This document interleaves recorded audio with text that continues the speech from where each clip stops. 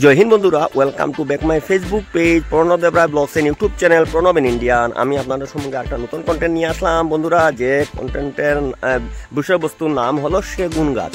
আমাদের এই যে সেগুন গাছ, এই সেগুন গাছটা আপনাদেরকে দেখাচ্ছি। বিশেষ করে এই কন্টেন্টটা আপনাদের সম্মুখে তুলে ধরার আসল উদ্দেশ্য আমার হলো যে আমরা যতগুলো গাছের পাতা আমাদের নজরে আসে, সব থেকে বড় মাপের পাতা আমি দেখতে পেলাম এই সেগুন গাছটাই। এই যে সেগুন গাছের যে পাতার মাপটা আপনাদেরকে দেখাচ্ছি, এই দেখুন সেগুন গাছের পাতার মাপটা অনেক বড়। এটা মোটামুটি যদি আপনি হাত দিয়ে যদি আপনি এটাকে যদি আপনি মাপতে যান, এই মাথা থেকে এই মাথা হাত দিয়ে যদি আপনি মাপতে যান, তো কমসে কম এখানে 1.5 হাত হয়ে যাবে, 1 হাত থেকে বেশি 1.5 হাত হয়ে যাবে। আর আপনার যদি লম্বায় যদি উপর থেকে এই যে শিরা আছে, পাতার শিরাটা আছে, এই শিরা দিয়ে যদি আপনি গাছের পাতাটা মাপতে যান, তো আপনি মোটামুটি 2-2.5 হাত হয়ে যাবে। তো আপনি চিন্তা করুন, একটা পাতা যদি এত বড় পাতা হয় তবে গাছটা কিভাবে হবে। তো বিশেষ করে আমাদের এত অঞ্চলে যতগুলো গাছ আছে, এর মধ্যে সেগুন গাছের ভূমিকা কিন্তু অনেক। বিশেষ করে যত রকমের গাছ আছে আমরা জানি, এই যে কোনো গাছ আপনি যদি জলে ফেলে দেন তখন ভেসে যায়, বিশেষ করে ভেসে যায়। কিন্তু আর একটা গুণ আছে কি, আপনি যে সেগুন গাছ যেটা আছে, এটা আপনাদেরকে যেটা দেখাচ্ছি, এই গাছটার নাম হলো সেগুন গাছ। বিশেষ করে এই গাছটা যদি আপনি কেটে জলের মধ্যে ফেলে দেন, ডুবে যাবে। এই গাছের গুণই হলো এটা জলের মধ্যে ফেলা মাত্রই গাছটা ডুবে যাবে।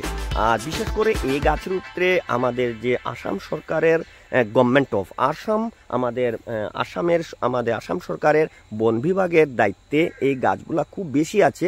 এর জন্য ওনাদের সুনজর আছে গাছের উপরে।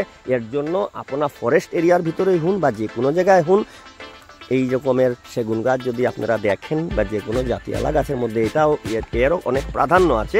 তবে কিন্তু আপনি যদি গাছটায় কেটে দেন আর ফরেস্ট ডিপার্টমেন্টের নজরে পড়ে, তবে কিন্তু আপনি নিশ্চয় এই শাস্তির জন্য দাবিদার।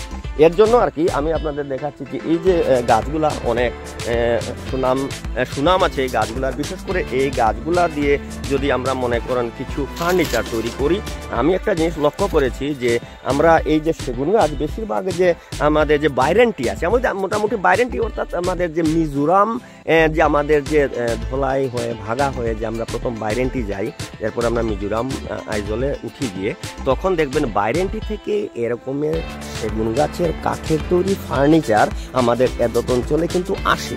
খুবই সুন্দর ফার্নিচারগুলা হয়। আর ওই যে ডিজাইন করা থাকে, মনে করুন ওই যে মানে সার্মিকাজ বলেন, সার্মিকার মতো ডিজাইন করা থাকে। কাঠটাকে চিরে যখন আমরা ফিনিশিং করেন, তখন এটা পুরা একটা ফার্নিচারের মতো, মানে ফার্নিচারটা খুব টিকসই থাকে। এটাতে সব থেকে বড় গুণ হলো এটাতে কোনো ধরনের পোকা ধরে না, যে কোনো রকমের পোকা ধরে না। আমাদের যে গ্রামীণ ভাষা আছে গুণ পোকা, এটা গুণ পোকা আছে, এটা ধরে অনেক কাঠের ক্ষতি করে।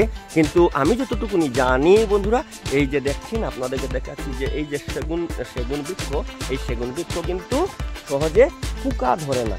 আরও আপনাদেরকে দেখাচ্ছি যে এই যে যেটা সেগুন গাছ যেটা আপনাদেরকে দেখাচ্ছি, এ কিন্তু অনেক বড় বড় হয়। এখানে দেখাচ্ছি দেখুন আরেকটা সেগুন বৃক্ষ আছে, অনেক বড় বড় হয়। এবং আপনার যত বড় হবে তত গাছের গুণগত মান বাড়ে। বিশেষ করে এখন দেখুন, এখন যারা অসাধু কাঠ ব্যবসায়ীরা আছেন, ওরা কি করেন, পাহাড়ি অঞ্চলে অনেক এরকমের সেগুন গাছ ছিল, এগুলাকে কি করেছে ওরা, অসাধু এই যে কাঠ ব্যবসায়ীরা এই সেগুন গাছগুলোকে কেটে অসময়ে বলবো যে অসময়ে, অর্থাৎ হলো সময় হয়নি গাছটাকে কাটার, কিন্তু ছোট থাকতেই গাছটাকে কেটে আর এটাকে বাজারজাত করে দিল। এতে কি হলো, এই যে গাছটার যে গুণগত মানটা বৃদ্ধি হলো না বা এত বেশি মজবুত হলো না। আপনার দেখাচ্ছি এই যে গাছটা দেখছেন বন্ধুরা, এটাই হলো সেগুন গাছ। দেখুন কত বড় সেগুন গাছ, খুবই বড় সেগুন গাছ হয়। আর এই যে দেখছেন আপনাদেরকে দেখাচ্ছি, এটাই হলো সেগুন গাছ।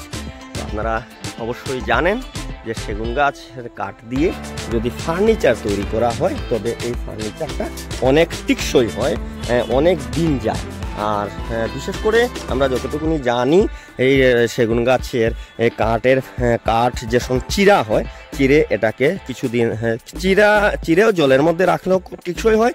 আর সাথে চিরার পরে যদি মনে করেন আপনি এটাকে গাছ কাটার পরে জলের মধ্যে রাখা হয়তো, এই যে বললাম আপনাদের অসাধু কাঠ ব্যবসায়ীদের নজরে থাকায় এই গাছগুলা মানে এরকম ক্ষতিগ্রস্ত হচ্ছে। বিশেষ করে আমার কথা হলো গাছটা যখন পুরোভাবে বড় হবে তখন গিয়ে যদি মনে করুন কাঠের প্রয়োজন হয়তো ওটাকে কেটে কাঠ তৈরি করলে যারা করছে ওরা তো করবেই, কিন্তু এখন আমার নজরে আসলো কি যে এরকমের সেগুন গাছ ছোটো ছোটো গাছগুলাকে এভাবে কেটে একেবারে ছোটো কম বয়সী গাছগুলাকে কেটে আর এগুলাকে একদম বাজারজাত করা হচ্ছে। হ্যাঁ, মানে কাঠ তৈরি করা, কাঠ এটাকে চিড়ে কাঠ বানিয়ে এটাকে বাজারে তোলা হচ্ছে।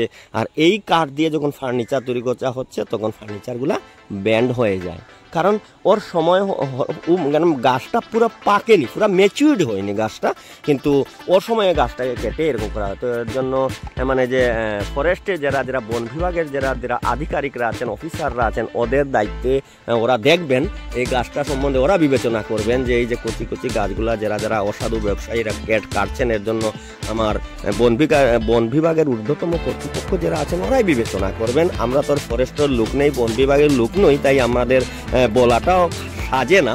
তবুও আমি একটা কন্টেন্ট তৈরি করবার উদ্দেশ্যেই আপনারা সম্মুখে এই বিষয়টি নিয়ে আসলাম বন্ধুরা।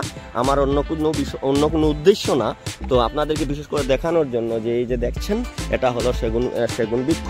আর এই সেগুন বৃক্ষটা খুবই জাতালা একটা গাছ আর কি।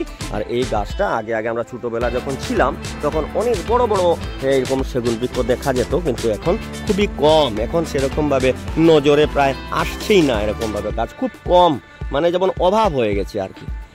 তো সুপ্রিয় দর্শকরা, আমি একটা সেগুন বৃক্ষ নিয়ে বা এইরকম একটা সেগুন গাছ নিয়ে আপনাদের সম্মুখে একটা কন্টেন্ট নিয়ে আসা। আপনাদের কেমন লাগলো অবশ্যই আপনারা লাইকস, কমেন্টস এবং শেয়ার করবেন এবং আমাকে কমেন্টস মারফত জানাবেন যে এই কন্টেন্টটা আপনাদের সম্মুখে আপনার তুলে ধরায় আপনাদের কেমন লাগলো অবশ্যই আপনারা জানাবেন। তো আপনারা ভালো থাকবেন, সুস্থ থাকবেন।